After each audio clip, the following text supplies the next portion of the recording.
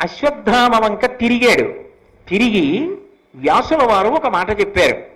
సాధారణంగా మహాభారతంలో వ్యాసుడు ఒక మాట చెప్తే కాదని ఉన్నటువంటి వాళ్ళు మీకు ఇప్పటి వరకు కనపడలేదు కదా, ఇది మొదటిసారి.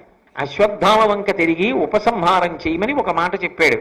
నువ్వు ఉపసంహారం చేసేసి నీ తలలో ఉన్నటువంటి రత్నం ఉన్నదే, నీకు పుట్టుకతో వచ్చిన రత్నం, అది తీసి అర్జునుడికి ఇచ్చేసేయి, నువ్వు బ్రతికిపోతావు. నిన్ను చంపరు వాళ్ళు. నువ్వు చేసినటువంటి తప్పు అంతా ఇంతటిది కాదు, అంత క్రూరమైన తప్పు చేశావు, అసలు చంపేయాలి నిజానికి. కానీ వాళ్ళు చంపరు. ఎందుకు చంపరో తెలుసా? వాళ్ళు ధర్మాత్ములు. నువ్వు గురుపుత్రుడివి, ద్రోణాచార్యుల వారి కొడుకువి, ద్రోణుడు వాళ్ళ గురువు.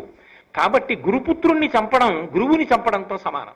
కాబట్టి నిన్ను వాళ్ళు చంపరు, ఆ పాతకానికి వాళ్ళు ఒడిగట్టారు. నీ శిరోరత్నాన్ని వాళ్ళకి ఇచ్చేసేయి, నీ అస్త్రాన్ని ఉపసంహారం చెయ్యి.